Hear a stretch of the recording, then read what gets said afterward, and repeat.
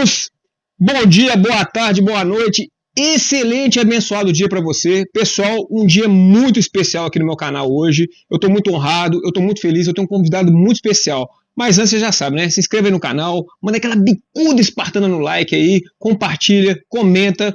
Hoje um vídeo muito especial. Eu estou simplesmente aqui com o meu professor de teologia, pastor Carlos Guimarães. Pastor, é uma honra, é um prazer, viu? Boa tarde, bom dia, boa noite para todos. Eu quero dizer que o prazer é meu. Prazer é uma honra estar aqui com você. Uma satisfação muito grande.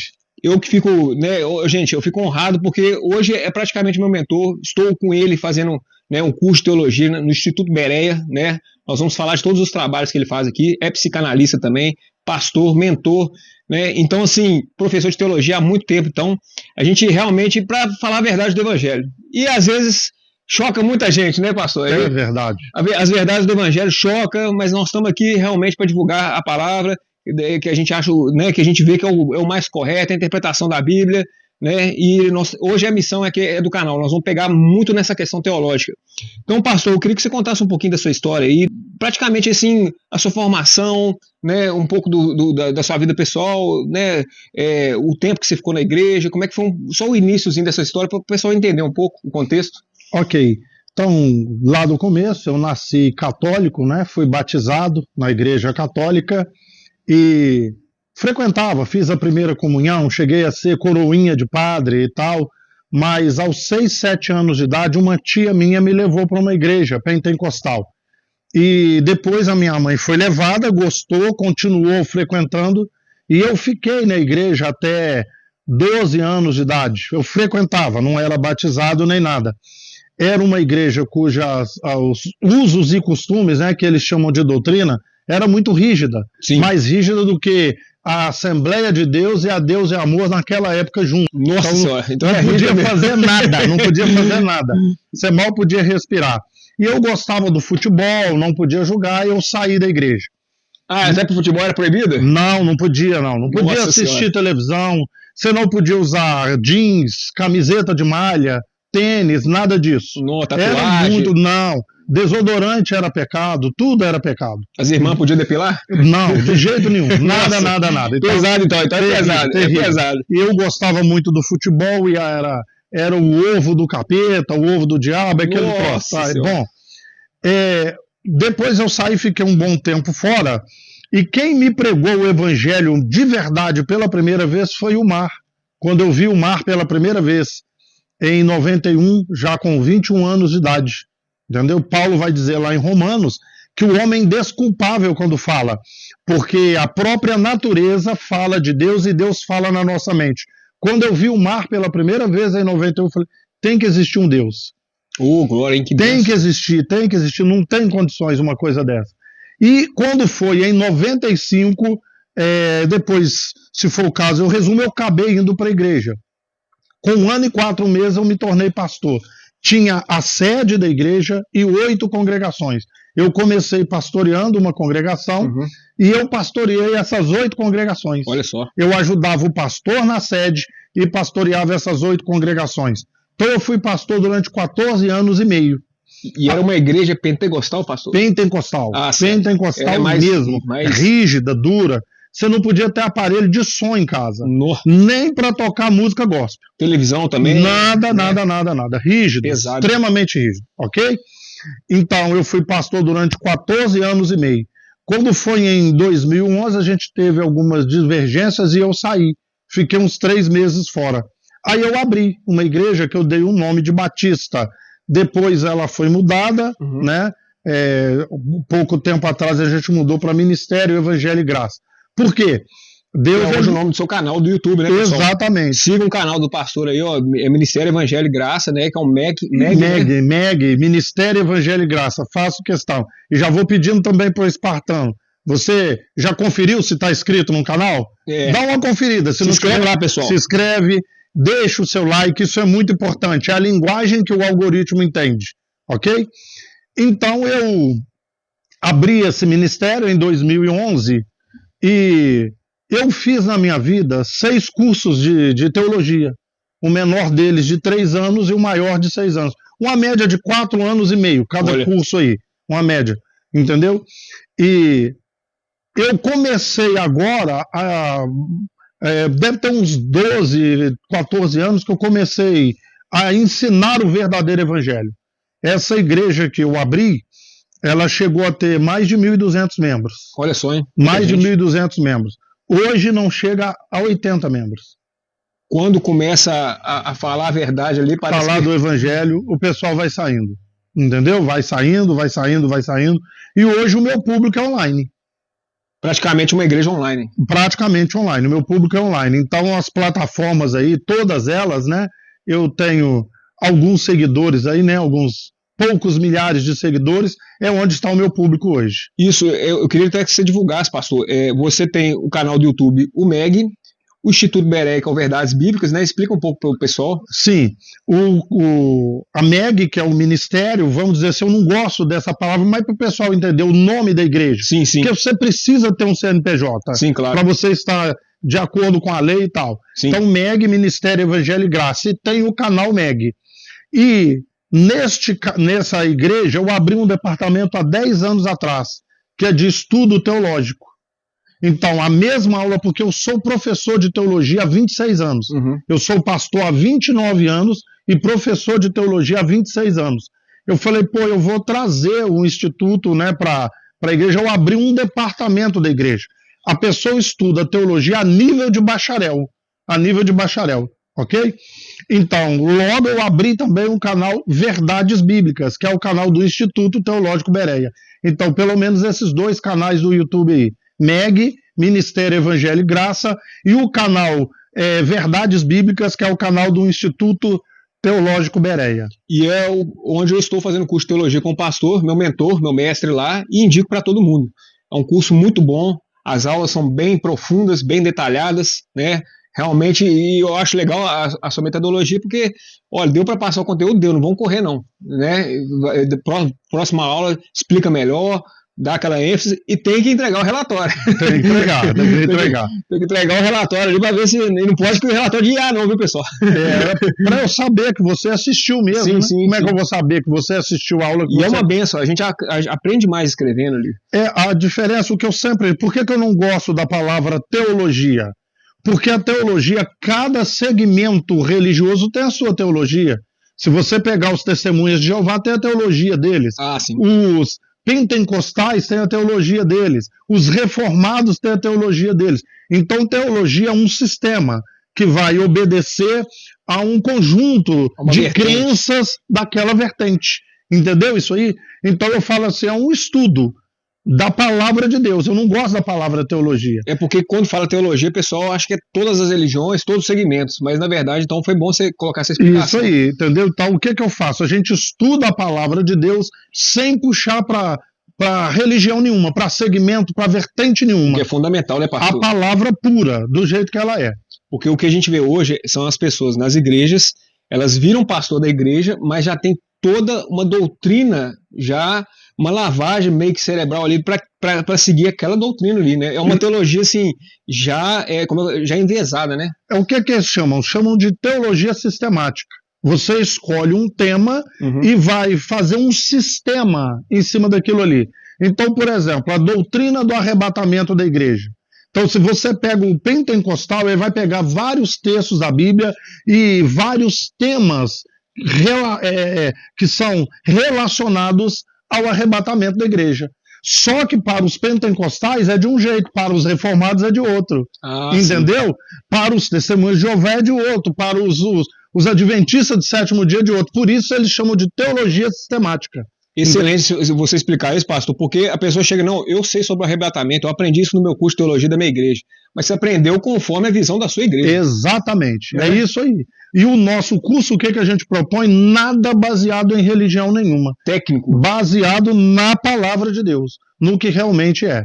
Sem viés nenhum, de forma técnica, no estudo mesmo, né? E muito bacana, pastor. E o pessoal... Pastor também é psicanalista. Sim, Pode divulgar um pouco também do seu trabalho? Sim, eu sou psicanalista clínico, né, há muitos anos e professor de psicanálise. Né, então, sou professor de psicanálise há 12 anos. Então, eu formo psicanalistas. Né. além de psicanalista e professor de psicanálise, eu trabalho com hipnose clínica. Olha. E sou professor de hipnose. Então, eu sou hipnoterapeuta. Trabalho com hipnose clínica e também sou professor de hipnose. Né? Já atendi milhares e milhares de pacientes, continuo atendendo e é com que eu trabalho. Eu atendo de 6 da manhã às 19 horas. De segunda a sábado. Nossa, só correria, hein? Correria. Correria. A gente sabe que o seu tempo é e ainda soltando vídeo no YouTube, ainda respondendo. Dos intervalos, né? Tem o pastor responde, tá, pessoal? Que lá ele tira todas as dúvidas, né? Com muito carinho com os alunos. Não fica ninguém sem responder, né, pastor? Muito bacana isso que você faz. Já que você tocou, é um grupo de WhatsApp que já tem uns 8 anos, esse grupo. Deve ter uns 8 anos por baixo. Eu dei o nome para esse grupo de O Pastor Responde. O que acontece? As pessoas entram em grupos de WhatsApp e acabam saindo. Por quê? Chega muito conteúdo, muita coisa, cada um posta. Nesse grupo lá, não tem áudio, vídeo, imagem, bom dia, boa tarde, boa noite. É dúvida. Nada disso. Entendeu? Você faz a pergunta e eu respondo. Pergunta e resposta direto. Pronto. E não tem também debate. Não tem debate. Porque tem pessoas que querem aprender e quer o grupo mais limpo. Uhum. Porque são muitas pessoas no grupo. Cada um manda uma figurinha, manda uma imagem, aí vai carregando o grupo. Entendeu? Não tem debate. Porque eu não quero te convencer de nada e não quero que você me convença também. Ô, gente, olha só. Essa é a humildade que a gente, às vezes, a gente vê que falta nas pessoas, né? Porque ele explicou, até fazendo as aulas com ele, tem aqueles 2 tipos de pastor. Aquele que aplica a doutrina dele, quer impor a doutrina dele, e aquele que apresenta todas as opções, né, que pode, todos os segmentos, todas as vertentes, né, pastor? Exatamente. Só completando o grupo, e vou entrar dentro disso que você já falou, você faz a pergunta e eu respondo. Aí você pode mandar um vídeo, um áudio, uma figura, uma imagem, se tiver alguma coisa com a dúvida. Com a dúvida. Eu recebi essa imagem com essa frase e fiquei com essa dúvida. Ou me mandaram esse áudio aqui e eu fiquei com essa dúvida. Eu vou analisar o áudio e respondo. Então, só se tiver a ver. Eu falo que nós temos 2 tipos de ministros, tanto professor como pastor. Nós temos o doutrinador e o discipulador. O que é o doutrinador? O doutrinador, você pergunta algo para ele. Ele pega o que acredita e empurra pela sua goela abaixo. Ainda fala assim, se alguém disser algo diferente disso, não aceite. Então ele vai te doutrinar, ok? Já o discipulador, quando você faz uma pergunta, ele vai falar com você assim, tem essa linha de raciocínio, ok? Eu acredito nessa aqui por causa disso aqui. Agora, qualquer uma das que você quiser acreditar, para mim, tudo bem. Entendeu? Pastor, isso é excelente, mostra humildade e mostra muito conhecimento, um conhecimento amplo, né? Por exemplo, a gente pode pegar o arrebatamento, né, de Jesus vai voltar. Jesus já voltou, Jesus voltou nos anos 70, Jesus ainda vai voltar, né? São 3 bases teológicas ali, né? E tem um reforço da Bíblia, né? Sim. Na verdade, o arrebatamento da igreja, nós vamos ter hoje, não só essas, eu estou falando as principais. Tem 11 linhas de raciocínio. 11 teorias sobre a volta de Jesus. 11 teorias. Ok? Então, vou te dizer as 5 mais fortes, rapidamente aqui. Sim. As 5. É a dos católicos. Não vai haver uma volta literal de Jesus. Porque a igreja não é o corpo de Cristo, então Cristo está na terra. Entendi. Ele já voltou quando ele inaugurou a igreja. No dia de Pentecostes, inaugurou a igreja. Aquela foi a volta de Jesus. O corpo de Jesus está aqui, então Jesus já voltou. Os católicos, então, não tem volta. E o representante dele é o Papa. Certo. Então não tem volta, Jesus já está aqui. Bacana. Ele já voltou. Essa é uma linha. A segunda, que essa eu acredito, na hora que o sujeito morre, você morreu, Jesus voltou para você. Ele volta todo segundo para milhares de pessoas no mundo. Volta para o braço do Pai. Voltou, você morreu para você, ele voltou. Essa eu acredito. Ok? Existe a teoria 85% dos evangélicos acreditam que ele volta em 2 etapas ou 3 etapas. Primeiro ele volta, busca só os salvos. Aí tem 7 anos de grande tribulação, né? Depois Jesus volta com a igreja, a batalha de Armagedon, e aí então é uma terceira volta, que ele já veio uma vez, volta para arrebatar, depois volta para implantar o reino dele. Ok? Existe a teoria de que Jesus já voltou no ano 70. Essa teoria está muito forte hoje. Muito forte. E existe a que eu acredito que Jesus ainda vai voltar. É um evento só, não tem uma volta em 2 etapas, 3 etapas, é tudo, todos os julgamentos. Um piscar de olhos, né? É num piscar de olhos. A volta dele acontece. Ainda vai voltar. Por quê? Nós temos 3 verbos no grego para voltar. Para o voltar do português. 3 verbos no grego. Anacório, estrefos e parousia. O que é anacório? Eu fui a São Paulo e voltei. Eu vou à farmácia e volto em meia hora. Entendeu? Eu fui à farmácia e voltei 2 horas depois. Voltar. Essa é anacório. Estrefos é dar meia volta. Virar. Então, Jesus fala, se bateu do lado direito da sua face, volta ali também a outra. Ou seja, dá meia volta. Meia volta. Certo. E existe a parousia, que é a volta real, presencial e visível. Real, presencial e visível. E no Novo Testamento vai falar 17 vezes sobre essa volta real, presencial e visível. Ele vai voltar presencialmente, literalmente. Isso é a palavra parousia, ou parousia, como queira. Entendeu? Não, bacana, pastor. E essas palavras é do caso da tradução já em grego ou aramaico? Do grego para o português. Ah, certo. Entendeu? Só que no português as 3 vai estar volta, vinda ou volta. Certo. Volta. Então, anacório é traduzido como volta ou vinda. Sim. Estrefos é traduzida como volta ou vinda. E parousia como volta ou vinda. Entendeu? Ah, não, certo. Então, as 3 palavras está o verbo voltar ou vinda. A vinda dele, as 3. Então eu tenho que analisar o contexto do que ele está falando. Então, eu conheço as 11 teorias sobre a volta de Jesus. Eu creio nessa, que Jesus ainda não voltou. Mas qualquer uma que você quiser crer, tudo bem. Isso aqui é bacana, né? Porque não é imposto. Você, ó, na minha visão, de tudo que eu te apresentei, eu acho que essa é a mais correta. Mas você fica à vontade. Para você, Jesus já voltou no ano 70. Quem sou eu para discutir com você? Sei, Quem sou eu na fila do pão? Entendeu? E legal que você falou da questão da tradução, porque você colocou também, que eu não estou lembrado agora, mas você tem que ver, acho que são 7 principais para interpretar bem a Bíblia, né? A tradução, é o contexto da época, a cultura, né? Os costumes, tem como você resumir esses? Sim, você vai chegar lá, tá? Essa é a matéria hermenêutica bíblica. A hermenêutica é a arte de interpretar texto. Hermenêutica é a arte de interpretar texto. No nosso curso, o curso do Instituto Teológico Bereia, quando chegar na matéria hermenêutica, nós temos 40 regras de interpretação do texto. Então, para você não ser enganado, para você não ser ludibriado, se você aplicar as 40 regras, você não vai ser mais enganado. Só que dessas 40, eu separei 7, que não está na ordem não, está salteado no meio das 40. Mas eu vou te falar. As 7 principais. 1. Jesus é a principal chave de interpretação da Bíblia. Excelente. Não interessa o que Elias, Jeremias, Ezequiel, Daniel, o que eles falaram. O que Paulo, João, Tiago falou. Se não bate com o ensinamento de Jesus, esquece. Esquece. Amém. Deixa de lado. Jesus. Essa é a principal chave. Entendeu? Por exemplo, Jesus alguma vez mandou a mulher ser submissa ao marido?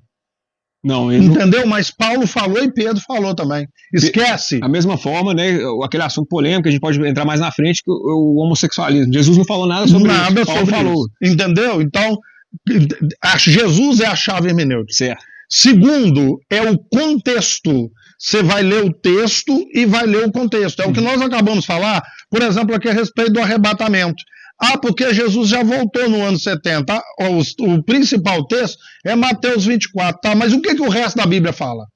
Se você não analisar, existe o contexto imediato, que é alguns versículos antes, alguns versículos depois. E o contexto geral, tudo que a Bíblia fala antes e tudo que a Bíblia fala depois.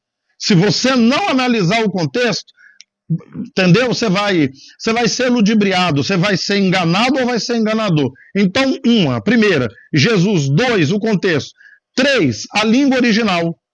Como que está escrito no original? Hebraico e aramaico do Antigo Testamento e no grego do Novo.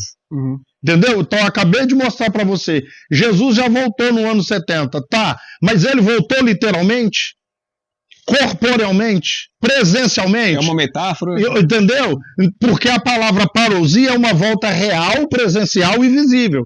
Ele voltou, sim, no ano 70, como juízo para Israel. a volta dele, a parousia real, presencial e visível, não aconteceu. Então, só de você entender na língua original, já... O que era representação e o que era real mesmo. Então, Jesus, o contexto, a língua original. 3, a cultura e o costume da época. Uhum. Se você não analisar a cultura e o costume da época, você vai falar bobagem, vai falar besteira, entendeu? Tem muita coisa que foi escrito dentro da cultura, dentro do costume da época. Mesmo porque, como eu estava vendo a sua aula e você explicando, a Carta dos Apóstolos, para quem que era destinada aquela carta, o pessoal acha que é para os dias de hoje. E tá falando daquele tempo, né? Sim. Eu vou dar um exemplo aqui para você. A mulher, por exemplo, a igreja pentecostal, a mulher não pode cortar cabelo. Por quê? Porque está em 1 Coríntios 11. Tá. Mas por que Paulo falou isso? Porque lá em Corinto tinha as prostitutas cultuais que serviam a Deus Afrodite. Ah, sim. E elas rapavam a cabeça ou cortavam curtinho, igual o meu. Quando as mulheres de Corinto aprendeu que no evangelho ninguém é superior a ninguém, que o homem não é superior, e a mulher tinha que ser submissa ao homem, não é só ao marido, não. Ela tinha que ser submissa ao ser humano masculino. E qual é o sinal da submissão? Usar o cabelo comprido ou véu na cabeça. Quando elas aprenderam que estavam iguais, que ninguém é maior do que ninguém, começou a cortar curtinho. E tirou o véu. E Paulo falou assim, gente, se vocês fizerem isso, vocês vão trazer a espada de Roma contra a gente. Entendeu? Entendi. Então é essa a cultura e o costume da época. Por quê? Vamos lá. Em todos os países, com exceção de Roma e do Egito, o homem usava cabelo comprido. Em Roma e no Egito, o homem rapava ou cortava curtinho. Como é que Paulo fala assim, você não sabe que é desonroso para o homem usar o cabelo comprido?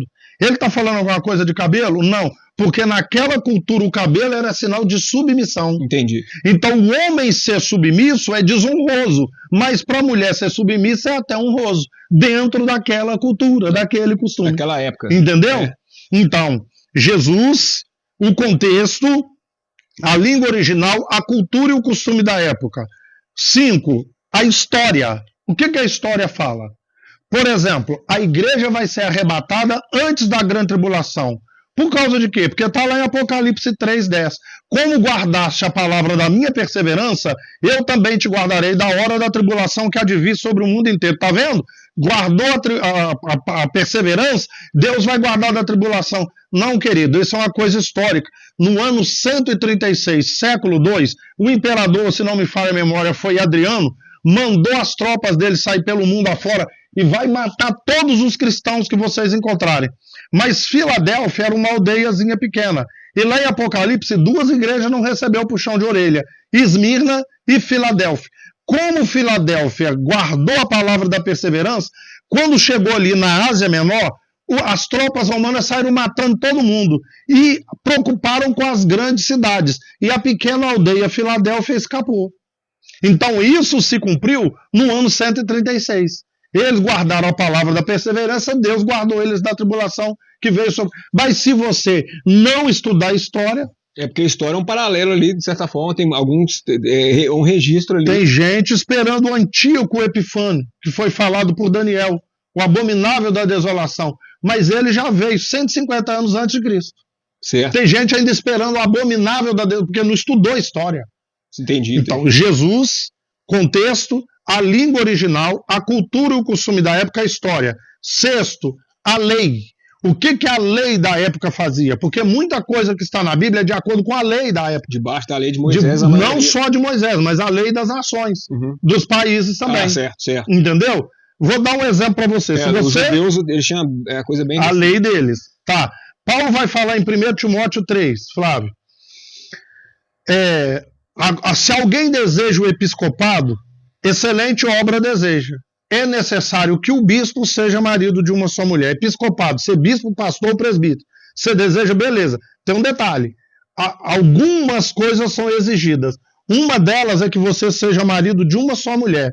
Sabe por quê? Porque na lei da época você podia ter quantas você quisesse. Entendi. Então, se você não era bispo, presbítero ou pastor, você podia 5, 10, 15 mulheres, quantas você pudesse sustentar. E Paulo faz essa recomendação porque senão não ia dar conta de cuidar do ministério. Do ministério. Entendeu isso aí? Se você não entender a lei da época, a mulher no período menstrual, se ela tocasse em alguém, ela tinha que ser apedrejada até a morte. É pesado. Se você não entender a lei, da época, entendeu? Então aqui, ó, 1, Jesus, 2, contexto, 3, a língua original, 4, cultura e costume da época, 5, a história, 6, a lei, e 7ª, quem escreveu? Para quem escreveu? Por que escreveu? O que estava acontecendo quando aquele texto foi escrito? Qual o objetivo? Agora você acabou de entender o negócio da mulher usar o cabelo comprido. Por quê? Entendeu? Para quem que ele escreveu? Para as mulheres de Corinto, que estavam rapando a cabeça e tal. E tem mais uma, podia ser confundida com as prostitutas cultuais. Ah, certo. Entendeu? É daquele momento ali em específico, né? Aí a igreja pega para hoje. A mulher não pode cortar cabelo. Entendeu? É justamente o que eu ia perguntar agora para hoje. E aí, pessoal, agora vai começar a parada polêmica, tá? Vamos lá. Agora a parada polêmica. O dízimo é para hoje, pastor? Nunca foi. Dízimo é a aliança de Deus com o Antigo Testamento. Dízimo é a aliança de Deus com o Antigo Testamento, não é com a igreja. Foi uma promessa de Deus para o Antigo Testamento, não é para a igreja. Ok? Tudo aquilo ali que você vê de maldições e promessas com relação ao dízimo é para o Antigo Testamento, para o judeu. Pronto, acabou. Na nova aliança, ninguém tem que ser dizimista, ninguém tem que ser ofertante. Certo, e porque muita gente também justifica o dízimo de Abraão, que também foi, de certa forma, voluntário, ele não estava sendo obrigado a fazer nada, e foi sobre despojos de guerra, que na verdade nem é do próprio trabalho dele. Né? E outra coisa, Abraão não era dizimista. Uma única vez ele se meteu numa guerra e ele pegou os despojos de guerra, distribuiu entre os soldados dele, o que sobrou ele devolveu como dízimo. Me mostra mais um lugar na Bíblia que Abraão tenha sido dizimista. A não ser essa vez. E nem foi do que ele produziu, foi do que ele pegou dos despojos de guerra. Foi produto dele, não. É verdade. E sem contar que era alimento também na época, que já existia o dinheiro. Né? Já existia o dinheiro. O dízimo era fruto da terra ou animal, gado. Entendeu? Cultivo, plantação, tudo que produzia. Mas ninguém, nenhuma profissão devolvia o dízimo.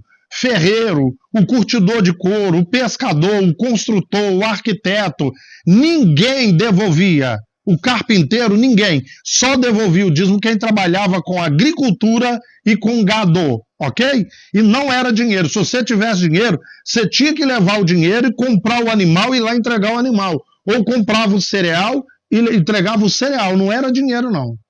Não, e tanto que na época, né, já, até na lei de Moisés, dê a César o que é de César, né, dá a Deus o que é de Deus. E já tinha, já existiu a moeda, né, de certa forma. Jesus também, com Pedro, tinha um imposto do templo, né, que ele tirou 2 dracmas da boca do peixe. Quer dizer, ali já era ali era o dinheiro. O templo era sustentado com o imposto do templo.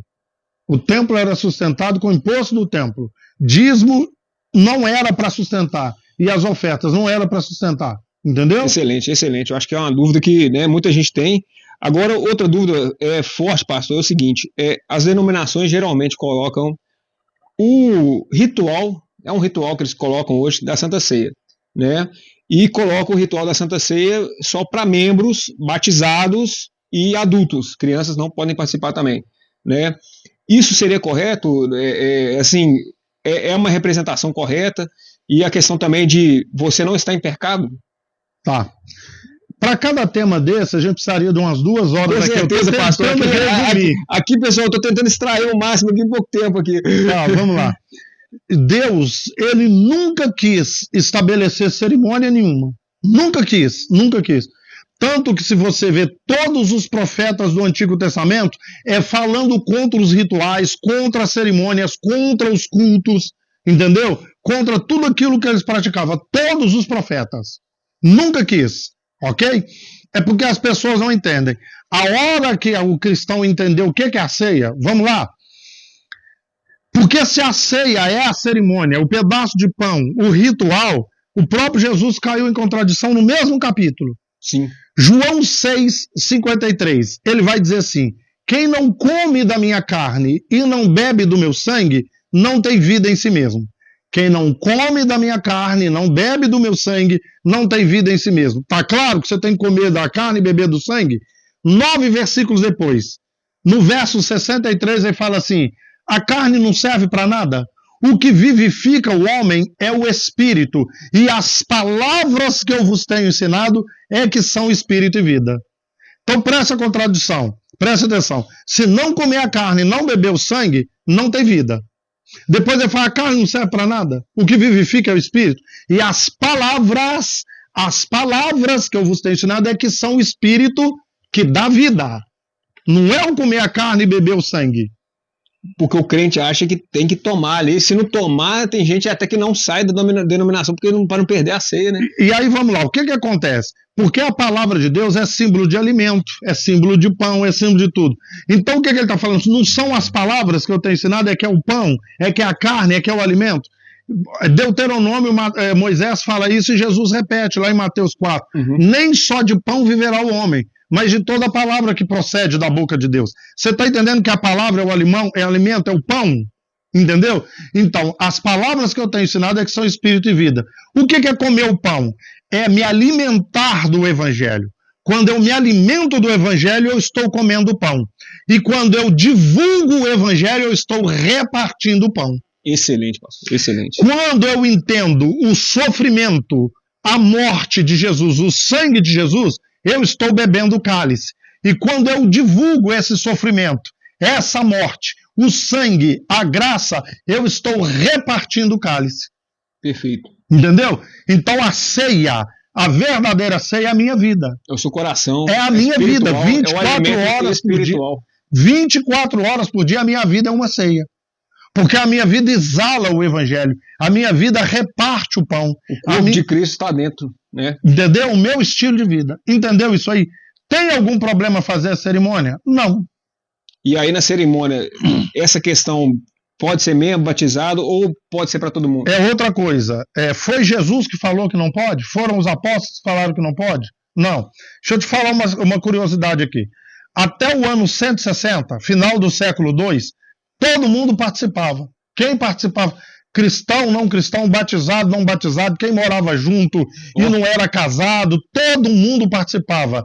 É a festa do amor ágape, entendeu? É chamado de a festa ágape, o banquete ágape. A festa da fraternidade, né, o banquete da fraternidade. A festa do amor, o banquete do amor. E ágape é um amor sacrificial e incondicional. Você vai participar da festa do amor incondicional, mas com uma condição, você tem que ser batizado. Aí fica difícil, né? Tem contradição. Entendeu? Você vai participar da festa do amor incondicional, mas com uma condição, você tem que ser cristão. Certo. Com uma condição, você tem que ser casado. Com uma condição, você não pode ser criança. Mas que amor incondicional é esse que pede tanta condição? Ele tá limitando demais, né? Tá colocando muita regra. Entendeu? E da mesma forma, a gente também vê que algumas pessoas ainda têm a interpretação que você tem que estar puro para tomar a ceia. Mas que se a gente for olhar nesse sentido, Pedro não poderia ter tomado a ceia, porque Jesus já sabia que ele ia negar 3 vezes. Judas também não poderia tomar, porque ele já estava endemoniado ali na ceia, né? Então ele não só tomou a ceia, como Jesus lavou os pés dele. Tomé era incrédulo. Ele só acreditou depois que viu Jesus ressurreto. Então ninguém podia participar. Entendeu? Se for olhar desse ponto, realmente. Ninguém pode participar. Quem é puro, você falar que você é puro, você já está em pecado. Só voltando àquele ponto. No ano 160, o que começou a acontecer? A liderança, um bispo falhou a memória, o nome dele agora. Ele teve a ideia. Vamos ter um culto, todo mundo participa da ceia. Participa do banquete.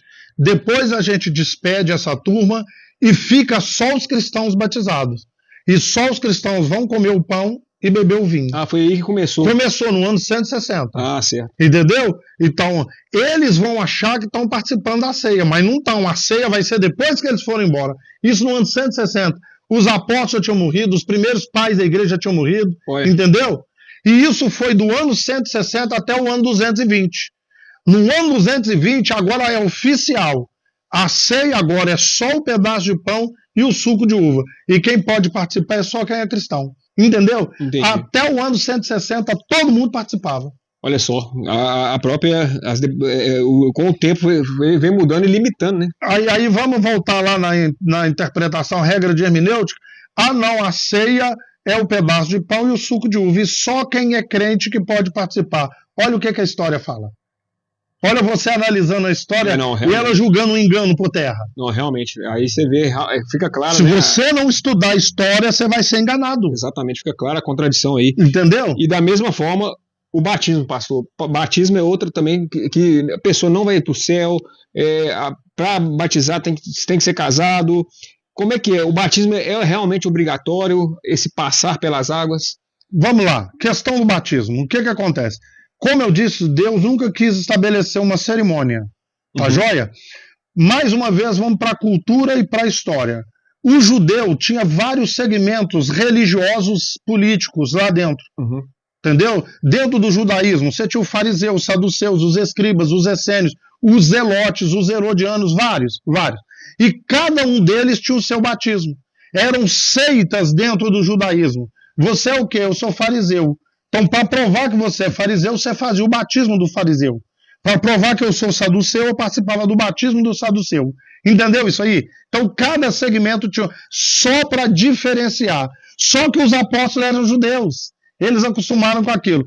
Agora aparece João Batista com um novo segmento. Qual? Nós vamos seguir isso. Nós vamos batizar o batismo do fariseu, do saduceu, do essênio, do escriba, do fariseu. Nenhum desses. Esse aqui, então como é que vamos chamar? Batismo do arrependimento. Arrependimento de pecados. Entendeu? Batismo do arrependimento. Aí ele começou a batizar, porque senão as pessoas não aceitariam. Entendi. Aquele mestre ensinar. Entendeu? E como era a cultura dos judeus, agora Jesus morreu, voltou para o céu, venha para o evangelho, venha ser seguidor do caminho. Mas vocês não têm um batismo, não? Entendeu? Pensa com a cabeça de 2000 anos atrás. Não é verdade. Entendeu? E dentro de Israel, que todo segmento tem um batismo. Eu vou para um segmento que não tem um batismo? E o que as pessoas às vezes não entendem também é que às vezes fica muito preso no ritual, e esquece que o verdadeiro batismo é no coração. Pronto, agora eu vou te falar 3 textos para te mostrar que Jesus nunca quis cerimônia. Né? Efésios 5, verso 26 ou 31, eu sempre falho a memória, se é o 26 ou se é o 31. Nós somos lavados pela lavagem da água, pela palavra. Lavados pela lavagem da água, pela palavra. Excelente. 1 Pedro vai dizer o seguinte, capítulo 3, não lavar da imundícia da carne, mas o lavar da consciência. O verdadeiro batismo não é lavar a imundícia da carne, mas é lavar a consciência. E Tito, capítulo 2, vai dizer o seguinte, o lavar regenerador do Espírito Santo. Entendeu? Então você vai ser lavado pela lavagem da água, pela palavra. O evangelho vai lavar a sua consciência. Eu que não tinha consciência do evangelho, agora eu tenho consciência do evangelho. E o problema é que lá em Tito, Paulo fala assim, não por obras de justiça praticada por nós, mas pelo lavar regenerador do Espírito Santo. E o que era chamado de obra de justiça há 2000 anos atrás? Pelo judeu? Batismo nas águas. Entendi. Presta atenção. Quando Jesus foi ser batizado por João Batista, João fala assim, eu é que preciso ser batizado por ti, tu vens a mim? Ô João, deixa por enquanto, convém cumprir toda a justiça. Cumprir a justiça, batismo nas águas. O Messias tinha que cumprir. Então, o batismo nas águas é uma obra de justiça. E Paulo diz assim, não é por obra de justiça praticada por você, mas é pelo lavar regenerador do Espírito Santo. Se fosse trocar em miúdos, não é pelo batismo nas águas, mas é o lavar regenerador do Espírito Santo, entendeu? Para nascer a nova criatura, para deixar os pecados. Mais uma, se você não entender a cultura e o costume, o que era a obra de justiça há 2000 anos atrás? Haviam várias obras. O batismo nas águas era uma delas. Você não é salvo por obra de justiça. Você é salvo pelo lavar regenerador do Espírito Santo. Vamos trocar? Você não é salvo pelo batismo. Você é salvo porque o Espírito Santo... Entendeu isso aí? Não, claro. Agora, quem crê e for batizado será salvo. Onde está escrito que quem não for batizado não será salvo? É o ladrão da cruz. Né? Pronto, e vários outros. E quantas pessoas passam pelas águas e não transformam o coração? Nunca. A maioria das pessoas batizam, mas nunca foi lavado pelo lavar regenerador, pela palavra, lavar regenerador do Espírito Santo. E uma coisa que eu estava estudando ontem, eu achei interessante, que eu nem sabia que tinha acontecido, acho que foi em Efésios, se eu não me engano, teve apóstolos lá que se rebatizaram, porque acho que eles estavam sem Espírito Santo. E aí acho que Paulo rebatizou esses apóstolos, eles pediram para batizar de novo, porque ali eles entenderam que realmente não adiantava só, eles tinham passado por João Batista primeiro, mas pediram para Paulo batizar de novo, porque agora eles entenderam que era o coração. Na verdade, Essa passagem ela é meio... Não, eu vou te explicar o que aconteceu. para que você entenda. É outro tema também, eu não sei nem se você colocou, a questão das línguas estranhas. Não, esse eu não coloquei, não. Entendeu? Porque a língua lá em Atos dos Apóstolos são idiomas de 17 nações. Eles falaram idioma de 17 nações. Não é labachúria e as labacantas, não. Entendeu? Tá. Passado 10 anos depois, o evangelho sai de Jerusalém, sai da Judéia e vai para Samaria, na casa de Cornélio. E lá na casa de Cornélio eles também falaram em línguas. Por quê? Pensa com a cabeça do cristão de 2000 anos atrás. Tá. Tudo o que nós, cristãos aqui da Judéia, estamos fazendo, os samaritanos estão fazendo também. Mas tem uma coisa, a gente recebeu as línguas, eles não receberam. Aí eles podiam achar que era um cristão de segunda categoria. Deus deu a mesma experiência. Agora, porque a Samaria, você vai entender isso aqui. Aqui está Israel. Foi dividido, depois de Salomão, o reino foi dividido em 2. As 10 tribos do norte ficou sendo chamado de Samaria, e 2 tribos do sul sendo chamado de Judeia. Os judeus não combinavam com os samaritanos. Então, se os samaritanos não recebessem a mesma coisa que eles receberam, para nós, vocês são cristãos de segunda categoria. Certo. Aí Deus batizou. Depois, o evangelho chega aos gentios, às outras nações. Quando Paulo chega em Éfeso, ele encontrou 12 discípulos lá. Ninguém sabe quem fez esses 12 discípulos. E quando Paulo começa a pregar, ele fala, não, nós já cremos em Jesus e tal. Ué, mas vocês receberam o Espírito Santo quando creram? Não, a gente nem ouviu falar que existe o Espírito Santo. Então, em que é que vocês foram batizados? No batismo de João. Paulo impôs as mãos sobre eles e receberam também a mesma experiência da Judéia e de Samaria. Senão os judeus podiam falar, não, porque as pessoas das outras nações não receberam a experiência que nós recebemos. Só isso, mais nada. Não, entendi agora entendeu? Mais claro. E outra coisa, as denominações também colocam para batizar, tem que ter a certidão de casamento. E aí a gente vê naquele tema pesado, polêmico, que é a fornicação, né? E o seu vídeo é um dos mais, na internet, é um dos mais polêmicos, né? Mas que você dá uma explicação muito boa, né? Dessa questão da fornicação. É pecado, não é? Porque a gente vê realmente muito casal, né, que está na igreja, às vezes que já mora junto, né? Porque hoje assim, a cultura, o pessoal não quer saber de casar, já vai morar junto logo. Ou então, às vezes, um casal de namorado que se ama ali, que tem aquele compromisso, mas que ainda não casou. E aí ele sofre uma pressão ali, um preconceito também. Sim, fornicação é pecado. O Novo Testamento mostra isso, que fornicação é pecado. Mas deixa eu fazer um desafio para você. Você me dá licença? Me mostra um versículo, não precisa ser inteiro não, uma linha de um versículo, falando que fornicação é quem mora junto sem se casar, ou é quem teve relação antes do casamento. Fornicação é pecado, mas onde está escrito que isso é fornicação? Aí já realmente... Já apertou. Vamos entender? O que é fornicação? E você vai entender que tem casal casado no civil e na igreja e que comete fornicação. A hora que você entendeu o que é fornicação, vamos para a cultura e o costume da época, vamos para a história. Bom. O que era fornix? Aqueles arcos que tem na entrada da cidade. Na Europa ainda tem muito hoje. Em Roma tem, na França tem. Principalmente. Tem aqueles arcos que você entra. Aquele arco era chamado de fornix. E as pontes que ligavam uma cidade a outra. Às vezes a cidade era separada por um rio.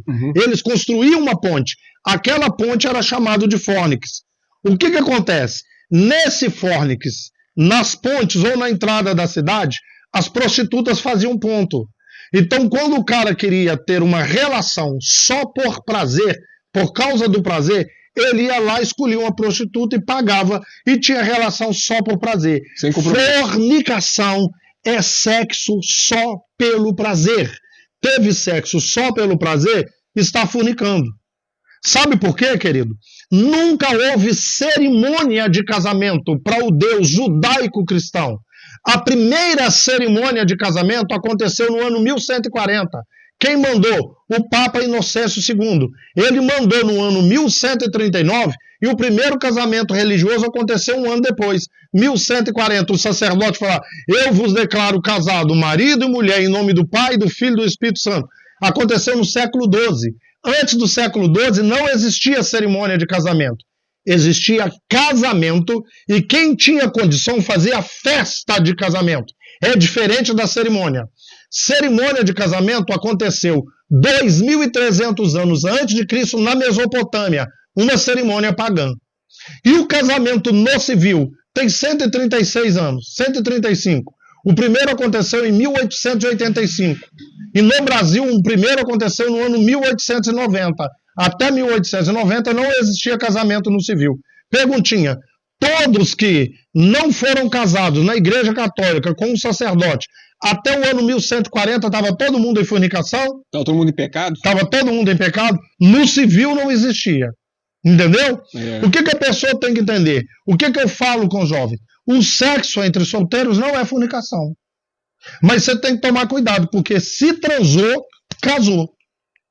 Entendi. Se transou, tem que ter os mesmos compromissos de um casamento. É o compromisso que é mais importante, entendeu? O amor, o respeito. Amor, carinho, respeito, reciprocidade, cuidado, diálogo, proteção, provisão, romantismo, fidelidade. É isso que é o casamento, entendeu? Então aqui, você quer ter uma relação com a moça quer ter uma relação com o rapaz. Você tem condição de assumir todos os compromissos de um relacionamento, de um casamento? Não, então você não pode, entendeu? Porque se transou só pelo prazer, aí é fornicação. Não, mas claro, se transou e tem todos os compromissos, você está casado há muito tempo. Agora, quantos casais que você conhece casado na igreja, por um pastor abençoado, com a certidão de casamento lá dentro da malinha de documento dele?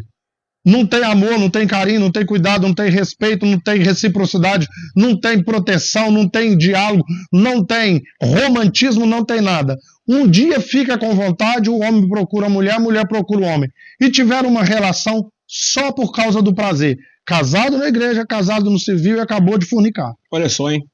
Essa realmente... Acabou de fornicar. E mostra mais uma vez que não é o papel assinado, o compromisso ali... Nunca teve isso. O negócio é o coração de novo. Que, inclusive, a cerimônia saiu do catolicismo. Entendeu? Porque não existia a igreja evangélica no ano 1140. Saiu do catolicismo. Agora, aquele tapete é pagão, vestido de noiva é pagão, a aliança de casamento é pagã, entendeu? Tudo isso é pagão, são cerimônias, tudo saiu do paganismo. Na verdade, é referência. Rituais pagãos. E já nesse assunto também, pastor, agora polêmica mesmo, hein, pessoal? Homossexualismo é um assunto que afasta muita gente da igreja, né, principalmente os homossexuais que estão buscando Deus, estão buscando Jesus, e às vezes eles sentem um julgamento, um preconceito, em vez de um acolhimento, né? E às vezes a pessoa realmente ela é tratada ali como se fosse um eterno doente. Vamos lá.